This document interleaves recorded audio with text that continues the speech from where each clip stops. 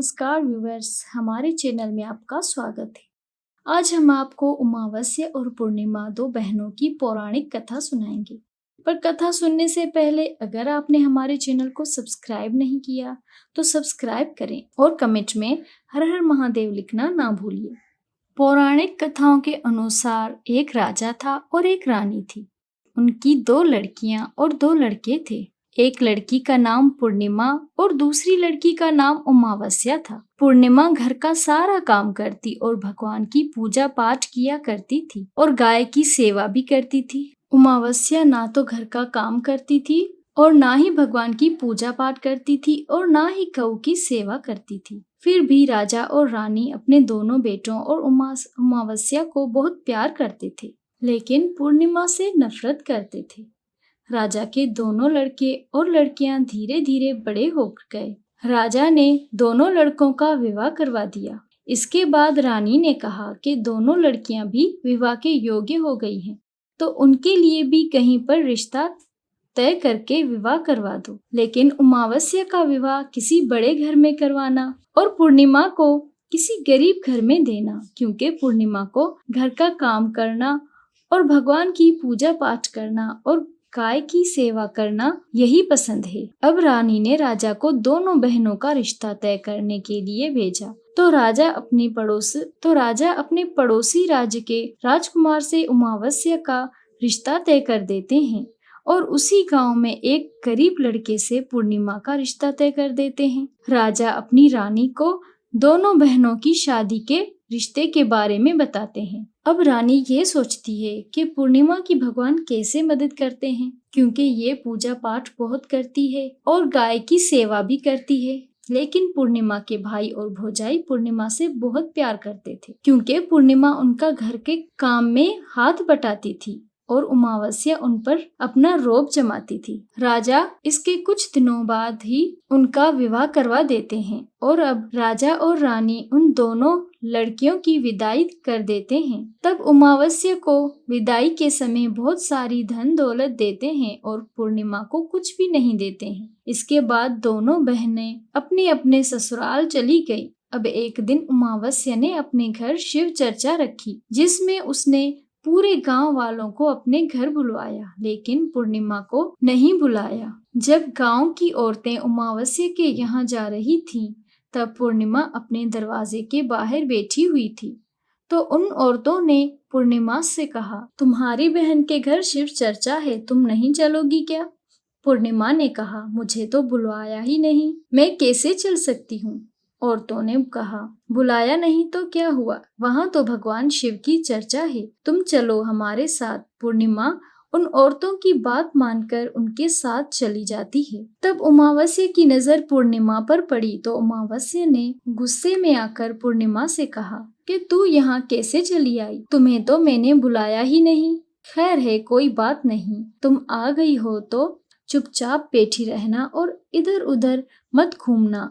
इस तरह से अमावस्या ने पूर्णिमा की गरीबी का मजाक उड़ाया। अमावस्या की ये बातें सुनकर पूर्णिमा की आंखों में आंसुओं की धारा बहने लगी और भगवान शिव से हाथ जोड़कर पूर्णिमा मन ही मन विनती करने लगी कि हे भगवान, क्या पूजा पाठ करना, घर का काम करना और गौ सेवा करना ये गलत है?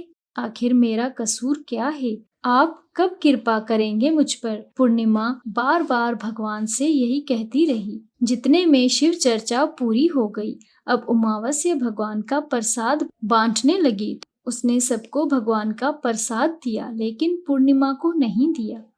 पूर्णिमा बिना प्रसाद के ही घर लौटने लगी। तो रास्ते में उसने सोचा कि बच्चे प्रसाद मांगेंगे तो उन्हें क्या कहूंगी। उसने सोचा कि मैं अपने मायके अपने भाई और भौजाई के यहाँ जाऊंगी और वहाँ से बच्चों के लिए कुछ लेकर आऊंगी। ऐसा सोचते हुए वो अपने घर आ गई और उसने अपने पति और बच्चों से कहा कि मैं अपने मायके जा रही हूँ। उन्होंने कहा ठीक है और पूर्णिमा मायके के लिए रवाना हो गई। चलते चलते एक चबूतरा आया जिस पर तुलसी का पौधा लगा हुआ था और उस चबूतरे पर एक बूढ़ी औरत बैठी हुई थी। वो कोई और नहीं, साक्षात तुलसी माँ थी।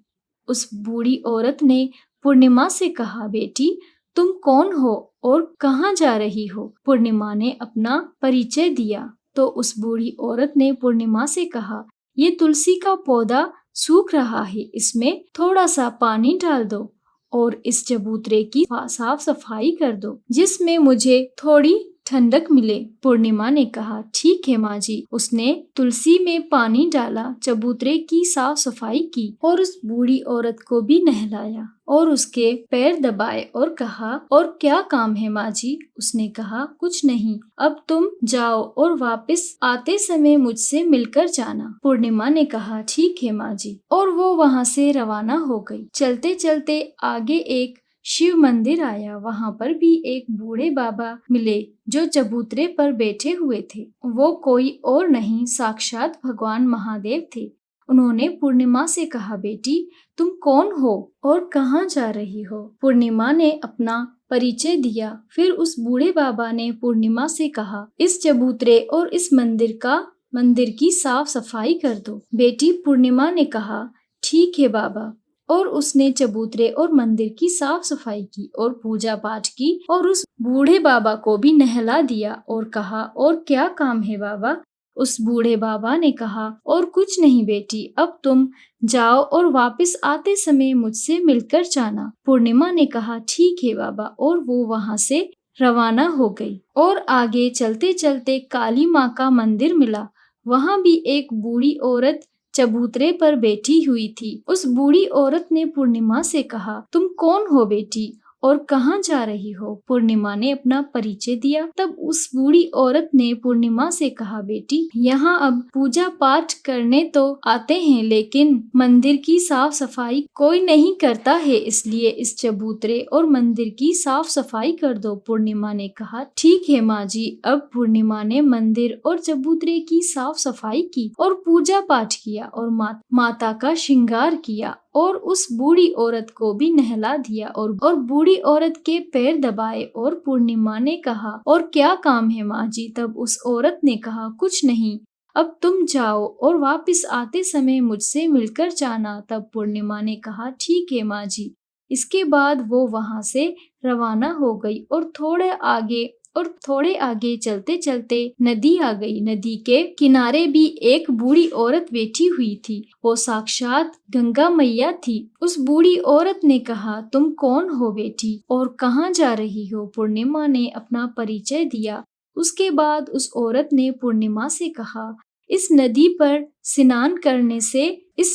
स्नान करने तो सब आते हैं, लेकिन यहाँ साफ सफाई कोई नहीं करता, इसलिए तुम इस किनारे पर साफ सफाई कर दो। पूर्णिमा ने कहा, ठीक है माँ जी। पूर्णिमा ने वहाँ पर साफ सफाई की, उस बूढ़ी औरत के पैर दबाए और कहा, और क्या काम है माँ जी? उस बूढ़ी औरत ने कहा, कुछ नहीं बेटी, अब तुम जाओ और वापस आते समय मुझसे मिलकर जाना। इसके बाद पूर्णिमा नाव में चढ़ने लगी तो नाव फूलों से सजी हुई थी। वो नाव में बैठकर नदी के दूसरे किनारे पर उतर गई। उसके बाद वो अपने पीहर के घर पहुंच गई। वहां पर पूर्णिमा के भाई भौजाइयों ने उसे देखा तो वो बहुत खुश हुए और उन्होंने पूर्णिमा की बहुत खातिरदारी की। खूब सारी बातें करते हैं और कहा कि बच्चों को भी साथ लेकर आती। इसके बाद खाना खाकर सो जाती हैं और सुबह जब पूर्णिमा ने अपने ससुराल जाने के लिए कहा तो भौजाइयों ने उसे एक लाल साड़ी दी और एक थैली दी जिसमें बच्चों के लिए खाने पीने के लिए कुछ सामान रखा और कहा, तुम बहुत दिनों के बाद आती हो।